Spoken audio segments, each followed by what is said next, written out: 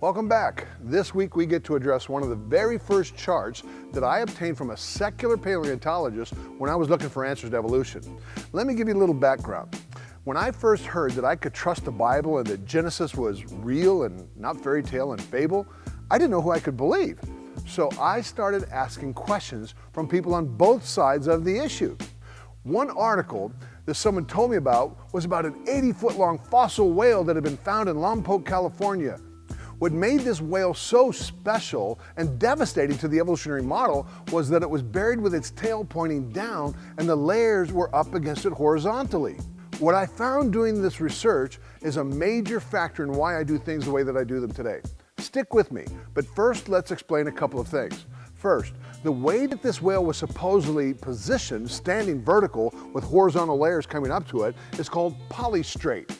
Polystrate means through many layers. So polystrate fossils are those that extend through more than one geologic layer. Some of the most common finds are upright trees, with many of them being found in Nova Scotia. But it's not just trees that have been found extending through many layers. And as a matter of fact, there are quite a few things that have been found. This, by the way, is something that is consistent with the biblical historical account. If God judged sin the way that he said that he did and sent a global flood, we should expect to find things such as these polystrate fossils. And we do.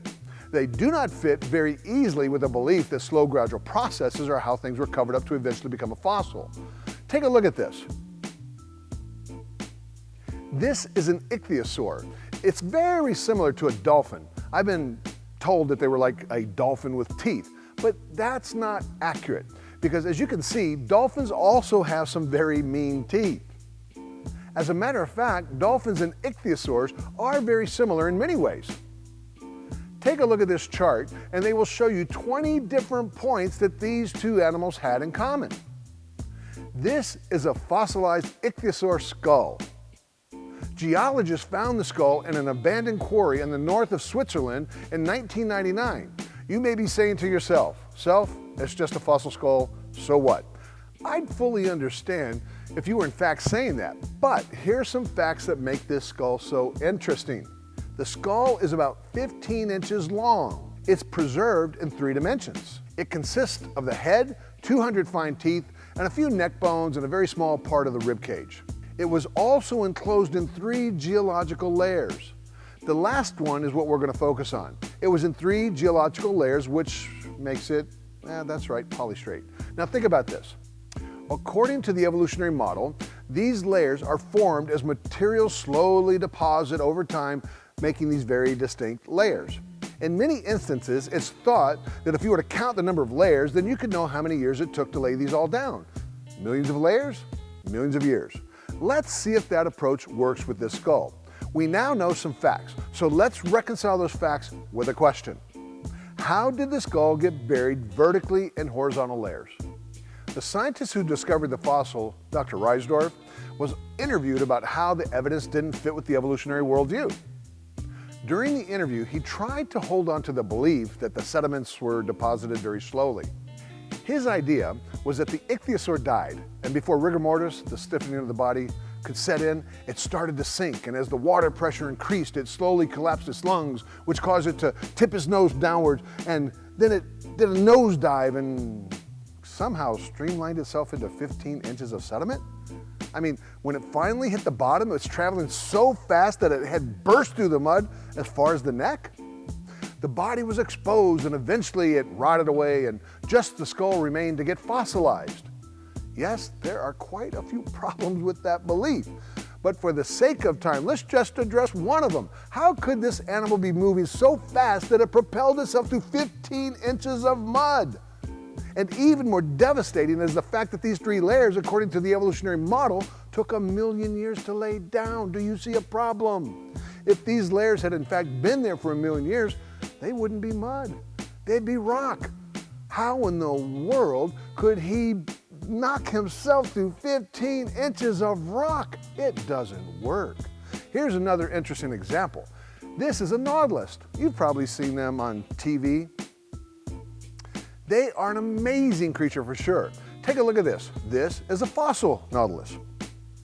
And Jess, when you look at it from the side, guess what? It's polystrate.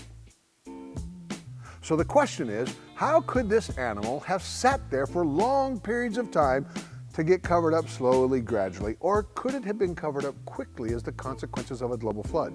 Which worldview makes better sense of the evidence? Let me give you one last example. This is a nautiloid, but it's just a little bit different. Take a look. Instead of having a shell that wound around and around on itself, this is a very long, tapered shell. And some of these creatures were huge. That would be a scary sight if you were snorkeling or scuba diving. Here's a fossil of one of these creatures so that you can see what it looked like. Here's another picture that I took in the Grand Canyon. I put the chapstick there so you can get an idea of how big this one is. It's a tiny one, it's only about 3 feet. Now take a look at this one. This is found in the same layer as the other fossil. Can you see the difference? This one's just a circle, and that's because it's buried vertically, and it has the horizontal layers around it. Based on how wide this fossil is, it's estimated to have been about 6 feet. Now that's not a monster like the pictures that I showed you on the other ones, but that's still pretty respectable. We have the same problem with this fossil though, just a little more dramatic than the other Nautilus. Because now we can ask, how did this shell stay there for long periods of time to get slowly, gradually covered up? Or maybe there's another explanation? Finally, we get to whale evolution. This week we'll basically just introduce the topic and next time we'll flesh it out. Get it? Flesh it out? Never mind. By the way, this image is not correct. Darwin did not teach that a wolf-like animal went back into the ocean to evolve into the whale. No, actually he taught something very different.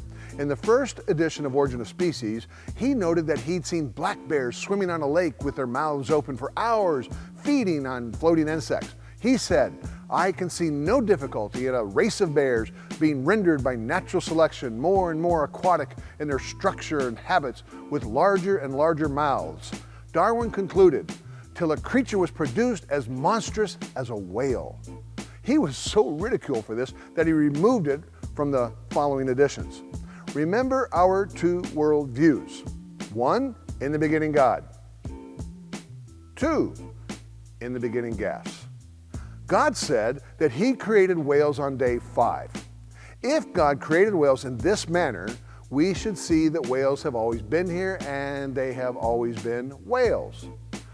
In the beginning gas, if whales came about as a consequence of millions of years, slow gradual processes, we should see one thing turn into another thing and eventually become a whale.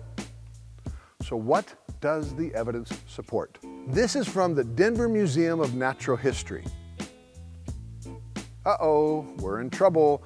The evidence supports worldview number 2. The video, this is from the Smithsonian Museum of Natural History.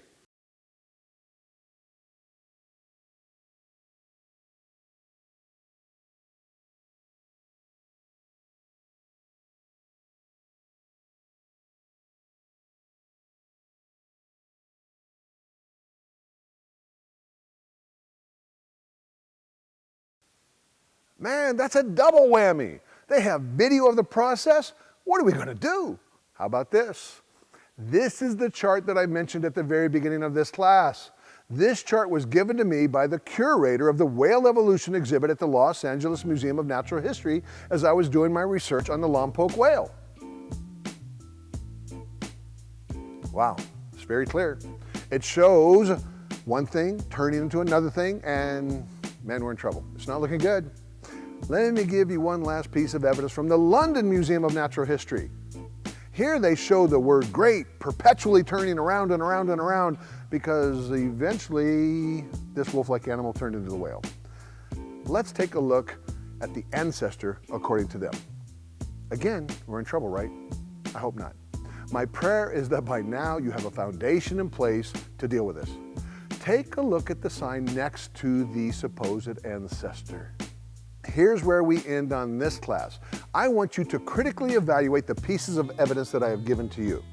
Next time, I'll finish my story and we'll continue with the whale evolution. But until then, stay bold.